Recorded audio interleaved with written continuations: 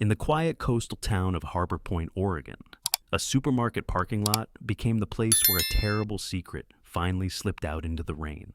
A wealthy attorney thought no one would stop him as he shoved his wife onto the wet asphalt and drew back his polished dress shoe for another kick. He never noticed Mark Dalton, a retired Navy SEAL, standing 10 feet away, or Rex, the German Shepherd service dog, already sinking low to the ground, waiting for one whispered command. Before we begin, please tell us where you're watching from today, and if this story stirs something in your heart, please subscribe so more people can find a little courage and hope. In the quiet coastal town of Harbor Point, Oregon, a supermarket parking lot became the place where a terrible secret finally slipped out into the rain. A wealthy attorney thought no one would stop him as he shoved his wife onto the wet asphalt and drew back his polished dress shoe for another kick. He never noticed Mark Dalton, a retired Navy SEAL, standing 10 feet away, or Rex, the German Shepherd service dog, already sinking low to the ground, waiting for one whispered command. Before we begin, please tell us where you're watching from today. And if this story stirs something in your heart, please subscribe so more people can find a little courage and hope. An hour earlier, the danger didn't look like danger at all. It looked like a busy little grocery store on a misty Harbor Point evening. Mark pushed a basket with one hand and held Rex's leash with the other, moving at an easy pace past stacks of soup cans and cereal boxes. His therapist had told him, "Go somewhere crowded. Stay." His body still counted exits without asking permission. Near the front of the store, Mark stopped beside a square column. From there he could see the registers and the wine display, the doors sliding open and shut on little slices of wet night. For a few moments everything felt ordinary. Beeps, murmurs, the soft clatter of carts. Then the rhythm frayed. The teenage cashier in the express lane glanced up and froze for half a breath. His eyes had snagged on the wine aisle. Mark followed his line of sight. Derek Langford stood at the end of the rack, navy suit pressed, jaw tight, one hand wrapped around the neck of a wine bottle as if it had offended him. Mark recognized the billboard lawyer instantly. Beside him, a woman held a small basket, chestnut hair pinned up, gray scarf high on her neck. She might have been glowing once. Tonight, she seemed to be trying to disappear into the labels. Mark watched her hand as she reached for another bottle. It trembled. "You said you liked this one," she whispered. Derek leaned in. From a distance, the posture almost looked affectionate. Up close, the truth lived in her shoulders, which rose and locked as if bracing for impact. Whatever he murmured into her ear made her flinch. She started to put the bottle back, but his hand dropped over hers on the cart handle. The pose was intimate. The grip was not. His fingers whitened, her breath caught, her eyes went straight to the floor. At Mark's side, Rex stiffened. A low growl rose from the dog's chest, traveling up the leash into Mark's palm. The shepherd's ears flattened, nose lifting. "Easy," Mark said quietly. As the woman, Emily, he heard the cashier call her later, turned her head, the light caught the side of her face. Under careful makeup along her jaw, a yellowing bruise curved up toward her ear. When she shifted her stance, she guarded her left ribs without thinking. Mark had seen that language on too many bodies to pretend he didn't understand. The sale ended. Derek slapped a card onto the counter, snatched the bag, and set his other hand at the small of Emily's back. It might have looked chivalrous if his fingers hadn't dug in hard enough to make her stumble. They started toward the doors. Mark stayed where he was, letting shoppers flow around him. To Rex, he was the center. The dog's eyes never left the couple. As they drew even, Emily's gaze flicked up for one heartbeat. It met Mark's, wide, tired, quietly desperate. Then it dropped again, as if even that glance might earn her a penalty. Derek finally really saw Rex. "Move your dog," he snapped. "This is a public place. You can't just park some dangerous animal wherever you want." A few shoulders tilted their way. Mark didn't move. "He only reacts to threats," he said, voice flat and even. "He doesn't like the way you're holding her." The sentence hung there. Emily flinched, color flushed up Derek's neck. "You don't know anything about us," Derek hissed. "Stay out of it." His hand tightened on her arm. She made a tiny, choked sound. Rex stepped forward an inch, lips peeling just enough to show white teeth. His jaws snapped once in the air by Derek's thigh. a clean warning line. Derek jerked back, dragging Emily with him. "You're crazy! I'm calling the police!" he spat, hauling her toward the doors. She didn't look back. The glass panels hissed shut behind them. The music and beeps rushed in again, but the picture in Mark's mind stayed sharp. A bruise, a flinch, a woman who had already decided not to ask for help. Mark looked down. Rex was staring at the door, muscles tight, waiting. "Walk," Mark said. He left the basket by the column and followed the path they had taken, out into the misty harbor, point night. The parking lot was half empty, asphalt shining under orange lights. Near the far row, a black sedan sat alone. Derek's voice cut through the damp air before Mark saw them. "You liked that, didn't you? Letting some stranger stare, making me look like a fool." Emily stood by the passenger door, arms wrapped around herself, grocery bag dangling from one hand. "I didn't do anything, Derek. I just picked—" He ripped the bag from her fingers and threw it down. Glass shattered, red wine splashed across the wet asphalt, mixing with the rainwater in a dark, spreading pool. "Look what you made me do," he shouted. She stared at the stain, tears finally spilling. "I'm sorry," she whispered. "I'm sorry, I—" The slap sounded like a gunshot in the open lot. His palm hit her cheek, her knees buckled. She dropped to the cold pavement, hands scraping, breath punched out of her chest. She didn't try to rise. She curled in on herself, arms over her head, knees pulled tight. It was the automatic posture of someone who had practiced survival this way far too often. "You're worthless," Derek snarled. "Get up!" When she didn't move fast enough, he drew his foot back. The polished toe of his dress shoe aimed straight at the soft place along her ribs. 10 feet away, in the shadow of a pickup truck, Mark's voice dropped to the tone he used when there was no more time left. "Rex," he whispered. "Fast." The Shepherd launched, a blur of black and tan cutting through the rain, toward a man who was about to learn he wasn't the most dangerous thing in that parking lot anymore. 3 seconds can't fix a lifetime of fear, but they can stop one kick. In that Harbor Point parking lot, as Derek Langford drew back his polished shoe, those 3 seconds belonged to Mark Dalton and his dog. "Rex, fast!" The German Shepherd launched from the shadows like a thrown spear. His bark slammed into Derek first, deep and close. 90 pounds of muscle slid between the raised shoe, and the woman curled on the pavement. Emily felt the thud of paws, the heat of a body over hers. The world narrowed to black and tan fur, and the low, rolling growl above her head. "Stay behind him," a man's voice said, level and steady. Mark stepped out from between 2 trucks, boots splashing through the puddle of wine and rainwater. He didn't rush. He simply closed the distance, every movement controlled. Derek flinched, thrown off balance. "Call your dog off!" he snapped, voice cracking. "I'll have that animal put down. Do you know who I am?" "Yes," Mark said. "I know exactly what you are."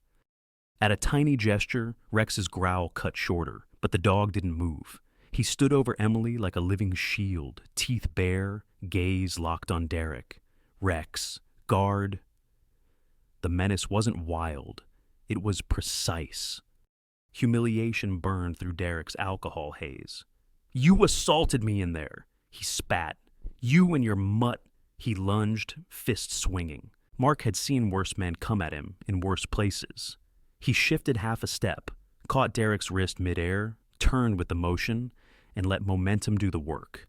A second later, Derek's chest hit the hood of his own sedan with a hard smack.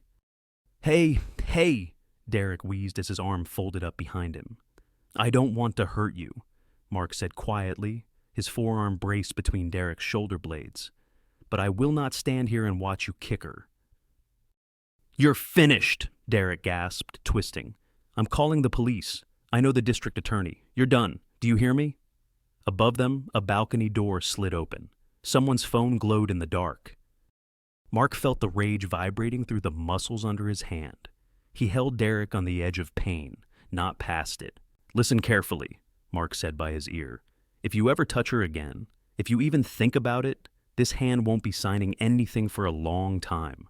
Do you understand me?" For a heartbeat, Derek's breath hitched. Then the thin wail of a siren drifted up the hill, growing louder.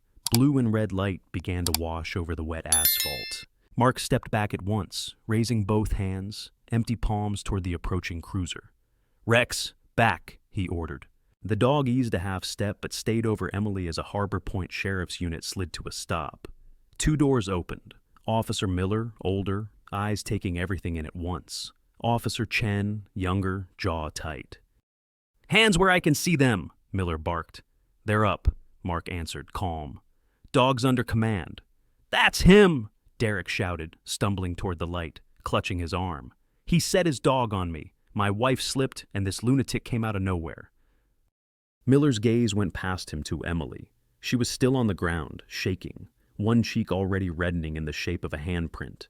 Glass glittered near her fingers. "Ma'am," Chen said softer. "Are you hurt? Did he hit you?" Emily's mouth opened. For one bare second, truth rose. Then she saw Derek's eyes on her, cold and flat. "I'm fine," she whispered. "I fell. He misunderstood." Rex gave a small, unhappy whine. Mark didn't say a word. Procedure swept in. Miller separated the men, cuffed Mark for everyone's safety, and radioed for a second car to take Rex in a cage. Emily rode with Chen, wrapped in a blanket, staring out at Harbor Point's orange streetlights slipping past the window. The Harbor Point Sheriff's Office smelled of coffee and damp coats. Mark sat on a wooden bench, cuffs removed now, hands resting loosely on his knees.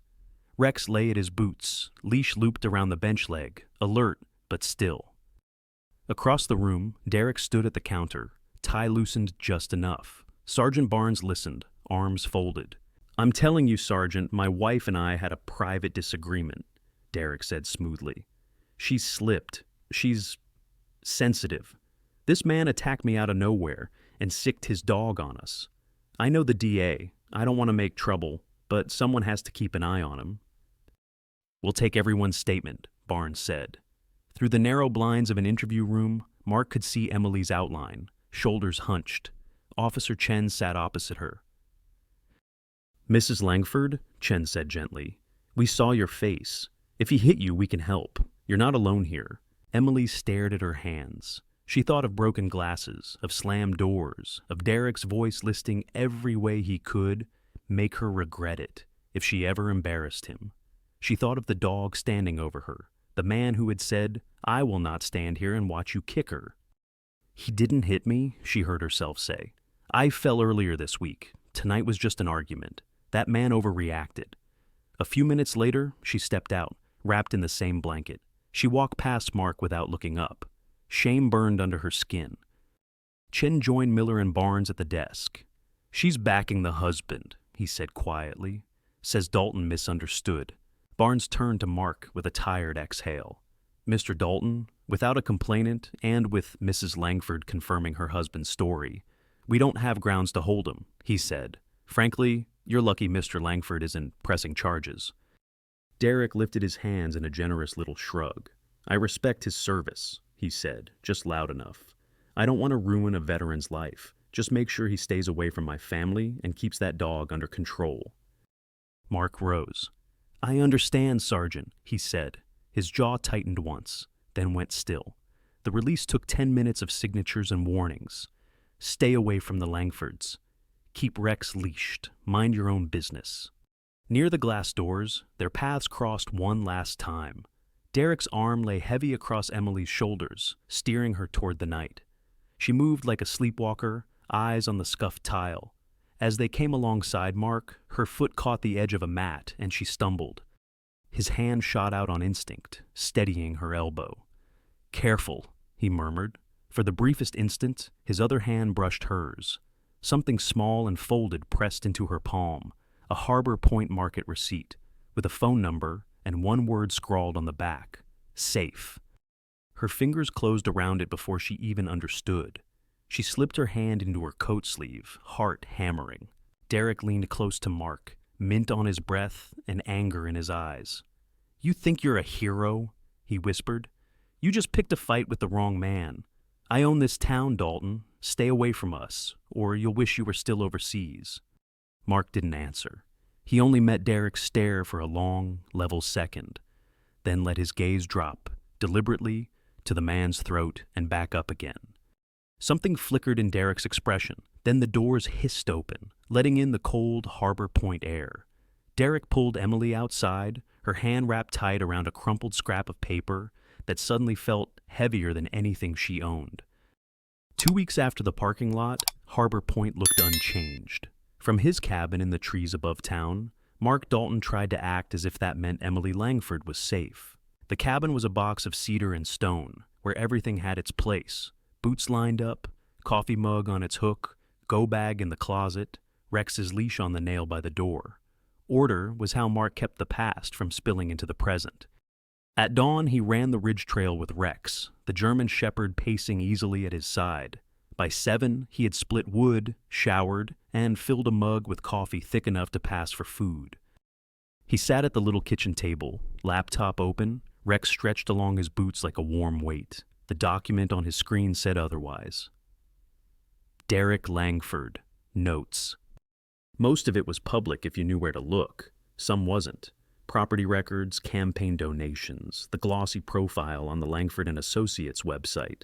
Then there were the things Charlie Bits Navarro had dug out of databases that weren't meant for public eyes. "You owe me for this one, Dalton," Bits had written.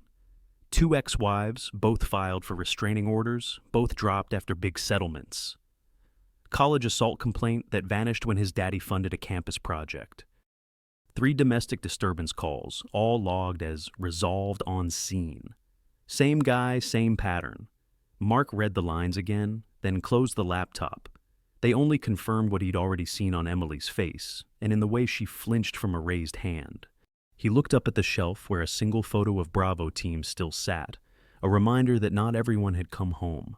Enough, he told himself, and to Rex. We're done with Langford. The sheriff made that clear.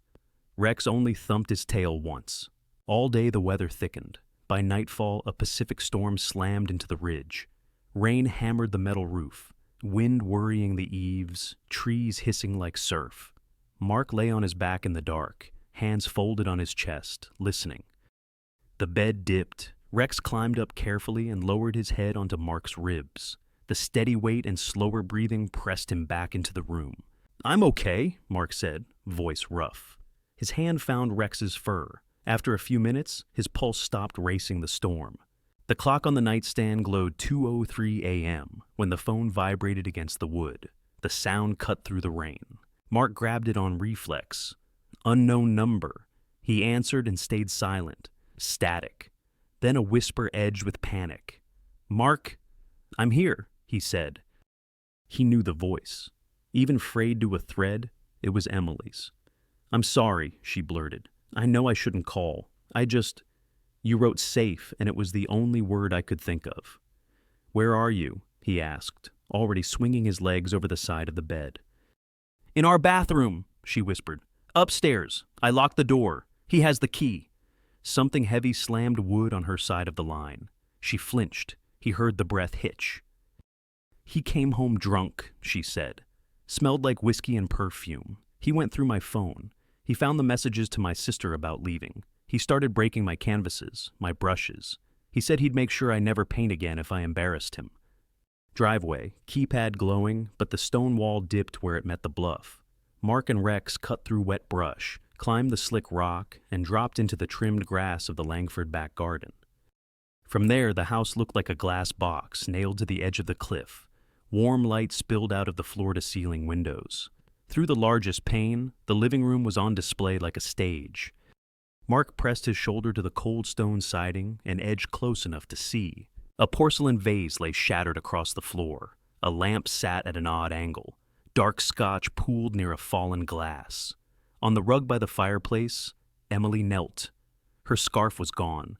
Bruises ringed her throat and bloomed along one cheek. Her hands were clasped together, not in prayer, just holding on. 5 feet away, Derek paced with a bottle in one hand and a pistol in the other. He swung the Glock as he talked, the muzzle making careless arcs in the air. Mark couldn't hear every word through the glass and the storm, but he recognized the shape of the argument, the head tilted in contempt, the finger stabbing toward her chest, the way she flinched whenever the barrel drifted close. "You're nothing. You'd be nowhere without me. No one will believe you." He had heard it in other languages, in other rooms. The props changed. The cruelty didn't. His world shrank to distances, from Derek's hand to the trigger, from the muzzle to Emily's body, from the glass to where Mark stood. How long it would take a drunk, angry man to fire if something startled him. How fast Rex could cross a hardwood floor. Mark touched 2 fingers to his thigh. Rex slid along the hedge toward the shadow of the side kitchen door, vanishing from Derek's sight. Mark drew a pry bar from his go bag. Simple steel, simple leverage, the fastest way between almost and too late. He tapped the window twice, light touches that set the frame humming. "Rex," he whispered, "ready." Then he drove the pry bar into the glass. The pane shattered inward in a roar the storm couldn't hide. Tempered cubes skittered across the hardwood. Cold air slammed into the warm room. Derek spun toward the sound, eyes wide, Glock already rising. Mark stepped through the broken frame at an angle, keeping low. The first shot went high, chewing stone where his shoulder had been. The kitchen door banged open. Rex launched from the dark like a missile. Claws skidded once, then caught. The shepherd went straight for Derek's gun arm, jaws locking just below the wrist. Derek screamed. His fingers opened. The pistol flew from his hand, bounced once, and slid under the edge of the sofa. "Rex, hold!" Mark barked. All 90 pounds of dog dropped his weight backward, dragging Derek off balance.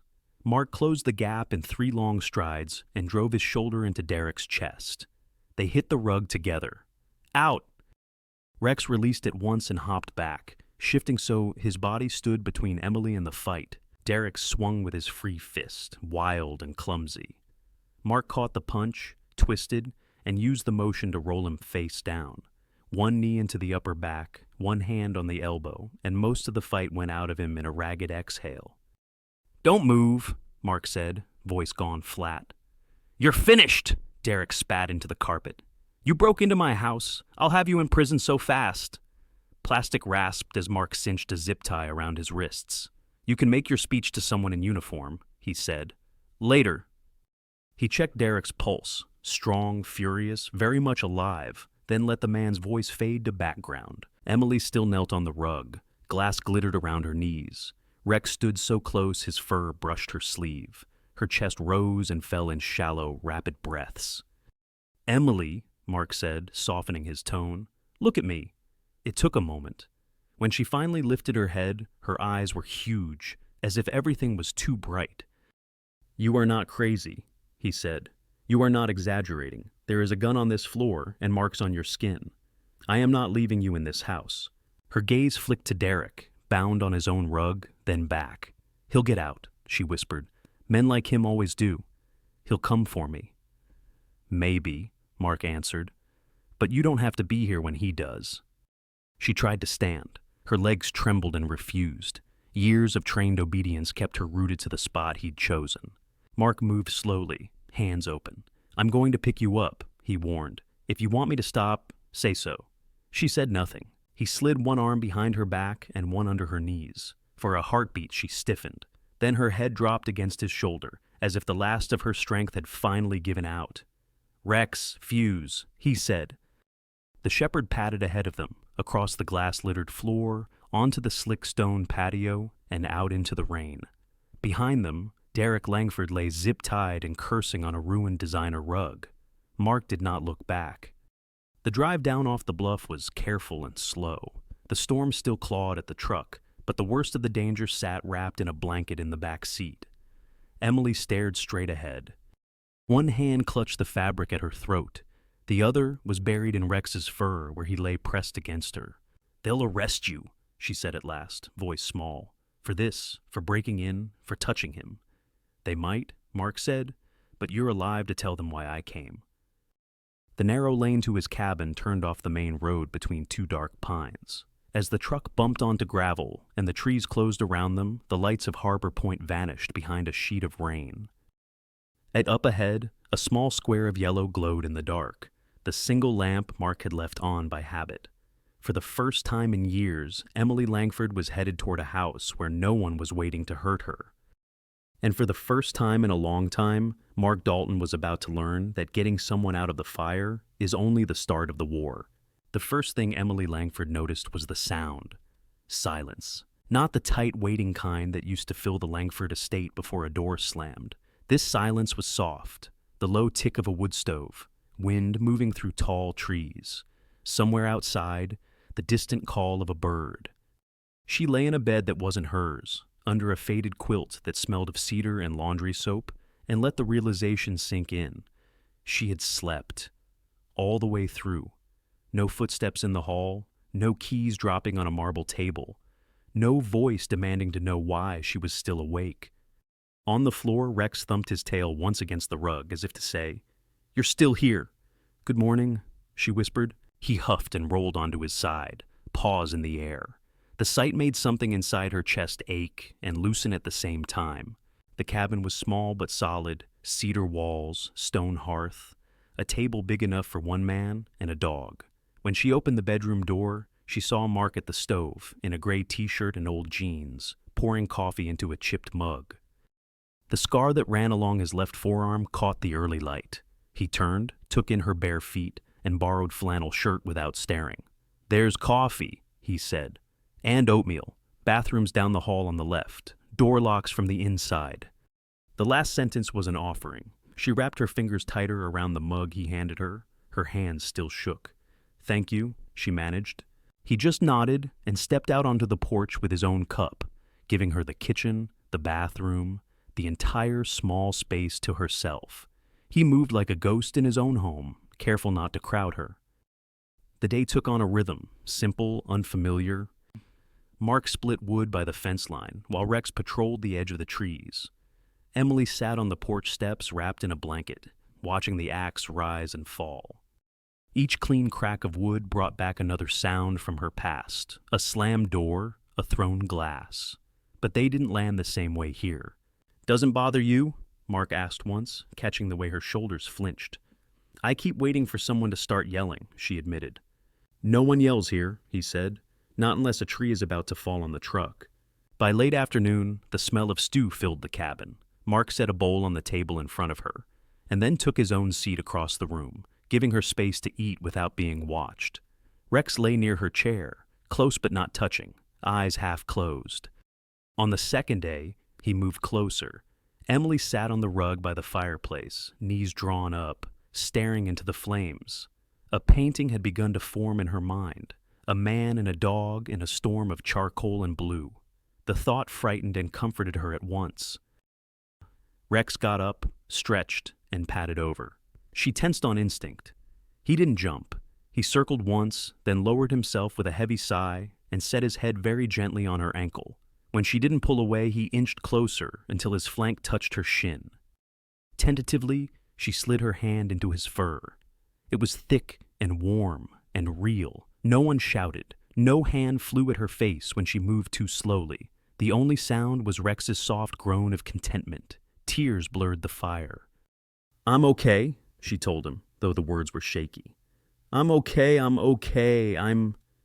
He stayed where he was until her shoulders stopped trembling. On the third morning, she wandered outside while Mark worked by the woodpile. The air on the ridge was cold and clean.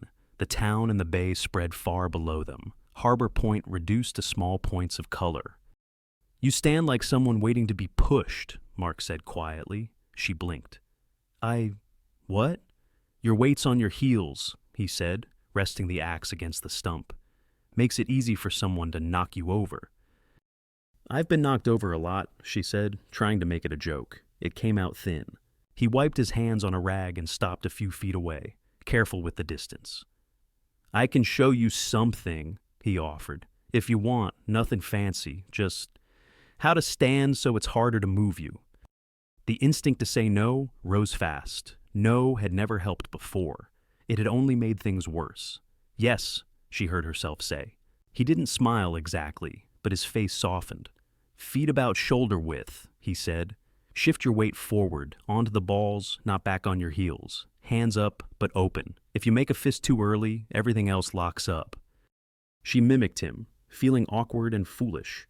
But he didn't laugh. He lifted his palms, letting her tap them, light at first, then a little harder. "Good," he said. Again. After 10 minutes, she could feel her thighs and calves working. After 20, a strange sensation bloomed in her chest, small but undeniable. I feel taller, she said. You're the same height you've always been, he answered. You're just not shrinking to fit his shadow. That night, when he drove into town for supplies, she stayed behind with Rex and the fire. The cabin, which would have terrified her a few days earlier, now felt like a harbor. Curiosity pulled her toward the shelf above the desk. A simple wooden box sat there, edges worn smooth. It wasn't hidden, just placed high enough that you had to want it. She hesitated, then reached up and brought it down. Inside lay a purple heart in its velvet case, a gold trident pin, and a stack of photographs bound with an elastic band. The first photo showed 6 young men in desert camouflage, dust on their faces, arms around each other's shoulders, grinning like they were invincible. Mark was in the middle, younger, eyes bright. In the next picture, there were only 5. In the one after that, 4. Her fingers shook as she flipped farther. 3 men on a rooftop, 2 by a Humvee.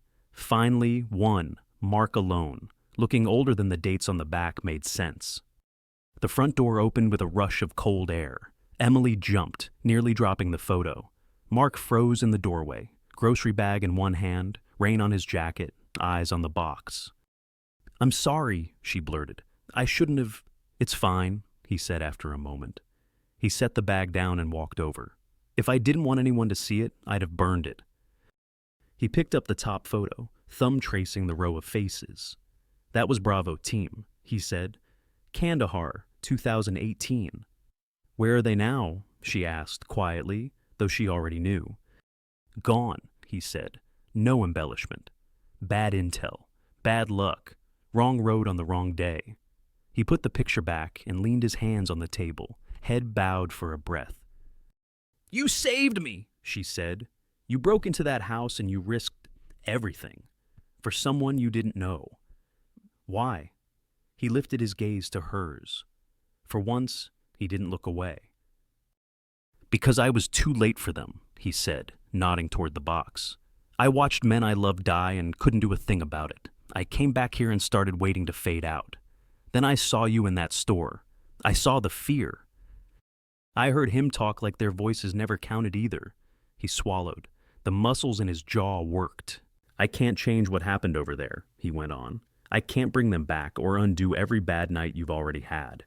But the night you called, there was one thing I could change.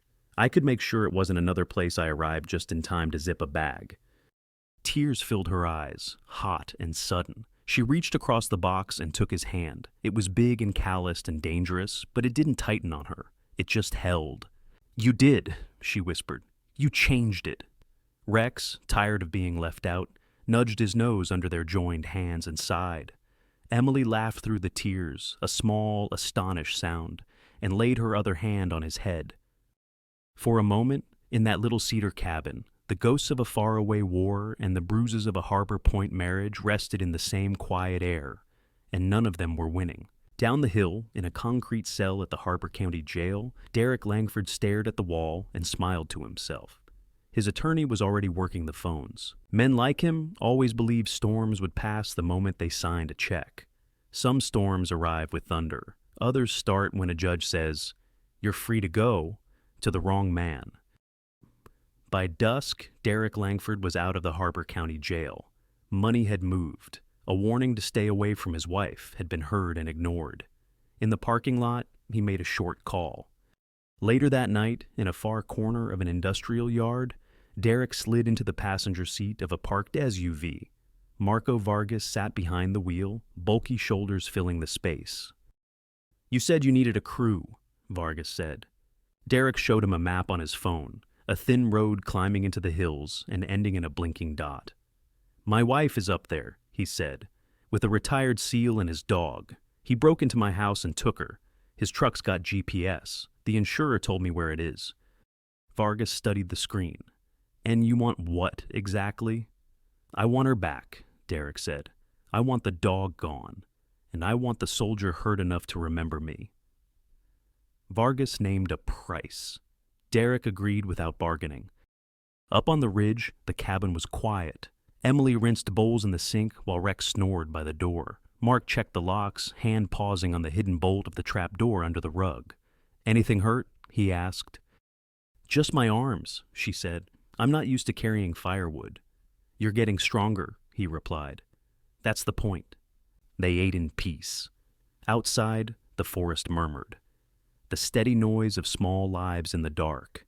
For the first time in years, Emily listened without bracing for a slammed door. Then the sound went out. No crickets, no owl, just a heavy, unnatural silence. Rex's head came up. A low growl rolled through his chest. The fur along his spine lifted. Mark's fork stopped halfway to his mouth. "You hear that?" he asked. She frowned. "I don't hear anything." "Exactly," he said. He rose, crossed the room, and flipped off the lamp. Firelight threw moving shadows on the walls. His face went very calm. "Shoes on," he told her. "Please, now." She obeyed. When she came back, he had already dragged the table aside and rolled back the rug, revealing the iron ring of a trap door. He lifted it. Cool air rose from the root cellar. "There's a bolt on the inside," he said. "Go down, slide it across. Don't open this unless you hear my voice. Not pounding, not shouting, my voice. Say it back." Her pulse hammered.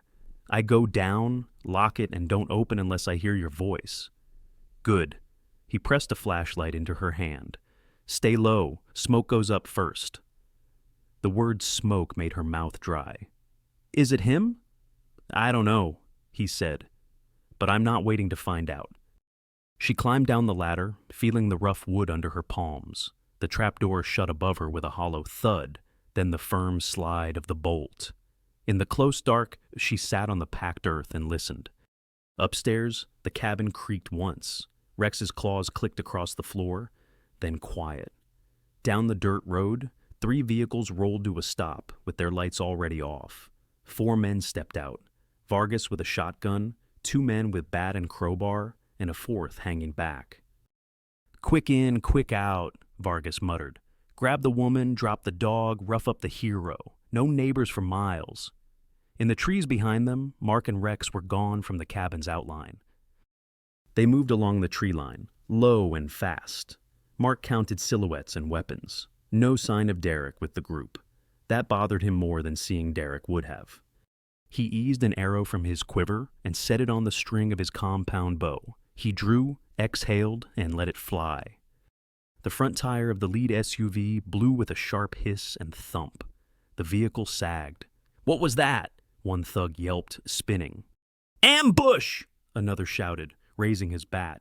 "Rex!" Mark said, barely louder than the wind. "Fast!" The shepherd erupted from the brush, slamming into the man with the bat. They went down in the mud together. The bat flew from his hand. Rex planted his paws on the man's chest and barked straight into his face, teeth bright in the dark. The shotgun boomed, pellets shredding bark where Mark had been. He rolled behind a stump, snatched up a rock, and hurled it into the brush on the far side of the clearing. The barrel swung toward the noise. Mark surged out, hit the gunman low, and drove him to the ground. The shotgun skidded away. A twist to the wrist and a heel to the ribs, and the man went limp. 2 down. The third turned and ran. At the edge of the clearing, Derek watched, jaw clenched, a red fuel can in his hand. He had no intention of joining the fight. "You think that shack makes you safe?" he muttered to himself. "We'll see." Keeping to the trees, he cut around the edge of the clearing until he reached the front of the cabin. Gasoline splashed over the dry porch boards and climbed the siding in wet streaks. He flicked a lighter. The fumes caught with a low whoosh that became a roar. Fire raced along the railing and up the wall, orange licking at the windows. In the cellar, Emily smelled it before she saw it. A harsh chemical bite cut through the cool earth smell. Then a thin gray wisp slipped between 2 floorboards, twisting in the flashlight beam. "Mark!" she called, voice breaking. "Mark!" Above ground, heat hit Mark's face. He turned and saw flame crawling across the front of his cabin, reaching for the eaves. The woman he'd promised safety to was under that floor. "Rex, guard!" he shouted, pointing at the groaning men on the ground. Rex shifted, placing himself over both thugs, a snarling wall of fur and muscle. For one frozen beat, Mark stood between the fight he'd almost finished and the fire that had just begun.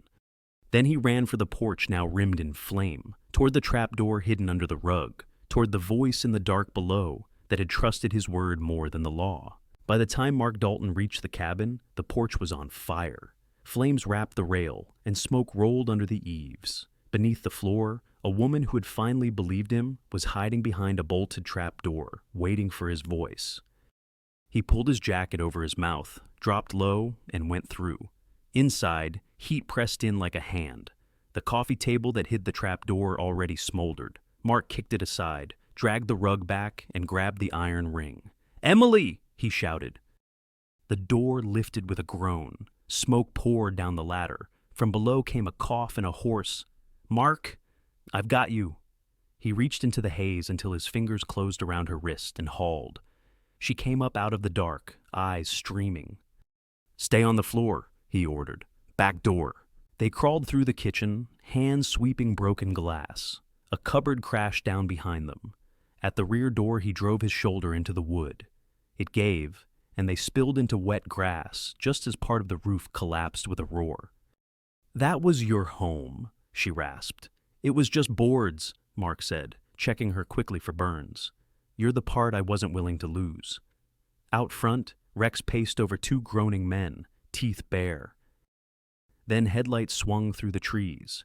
Two black SUVs with government plates slid in behind the gang's truck, followed by a Harbor County cruiser and a volunteer engine. People spilled out.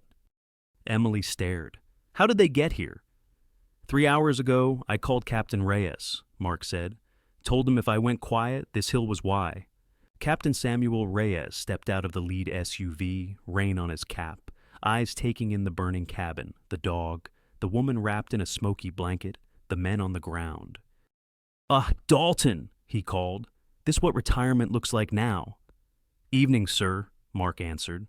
Firefighters dragged a hose toward the porch, while MPs and deputies swarmed Vargas and his crew. Plastic restraints snapped. Rights were read.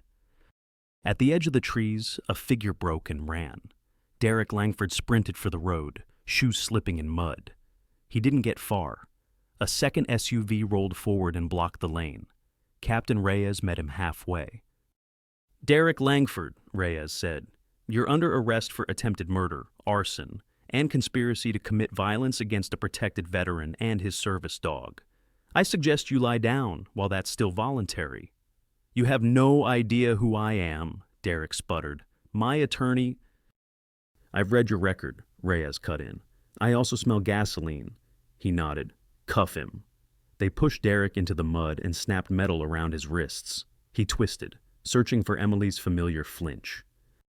She stood between Mark and Rex, blanket around her shoulders, smoke streaking her face. When Derek's eyes finally found hers, she didn't look away. She turned her back. By morning, only a black frame and stone chimney were left of the cabin, but the important things had survived. Photos of bruises, a melted gas can near the porch, Derek's shoes reeking of fuel, a Glock pulled from under his own sofa, and a hired enforcer suddenly eager to talk. Within days, a judge denied Derek bail. His assets were frozen. The neat gold letters Langford and Associates disappeared from the office downtown. Emily signed divorce papers in a quiet room with a victim advocate at her side. Spring reached Harbor Point.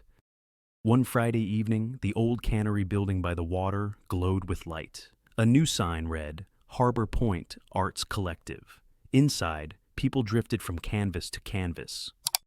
On the far wall, a single painting held most of them. Storm-dark trees, a narrow clearing. In the middle, a man and a German shepherd stood shoulder to shoulder, facing out like sentries. The man's eyes were the gray of the bay before rain. The dog's eyes glowed amber. The placard read, "The Guardian. Artist, Emily Langford." Emily moved through the room in a simple dress, hair loose, a small silver whistle on a leather cord at her throat. She didn't hug the walls anymore. She met people in the middle of the room and held their gaze. Near the door, the crowd shifted. People made space without knowing why. Mark Dalton stepped in wearing a dress uniform, ribbons straight, shoes shined. He looked faintly like he'd rather be outside. Rex patted at his heel. "You came," Emily said, meeting him halfway. You invited, he replied. I try to follow clear instructions. They stood together in front of the Guardian. You made us look better than we are, he said. No, she answered, just like you looked from the ground. Later, they slipped out a side door and climbed the short hill to Harbor Point Market. The parking lot was dry. Cars came and went. The square of pavement where she had once curled around herself was just another parking space. This is where you saw me, Emily said. It's where I almost pretended not to, Mark admitted. I'm glad you didn't. He watched a couple load groceries, then said, The Navy wants me in California for a while, training handlers, matching dogs with vets who need them. It's a contract, not forever, but I won't be close. Then other people get what I got, she said. That sounds right. He took out a small silver whistle on a leather cord, twin to the one she wore. If the old fear ever creeps back in, blow it, he said, placing it in her palm. Rex won't hear it from that far, and I may be states away. But you'll remember there was a night when help came, and that you're not stuck there anymore. Her fingers closed around it. I'll remember, she said. He squeezed her shoulder. Then he and Rex turned away. Emily watched them walk into the Harbor Point evening, one man and one dog, silhouettes under the streetlights. Then she looked down at the whistles resting against her skin, took a slow, steady breath, and crossed the lot with her weight forward and her head high, like someone who finally knew the ground under her belonged to her.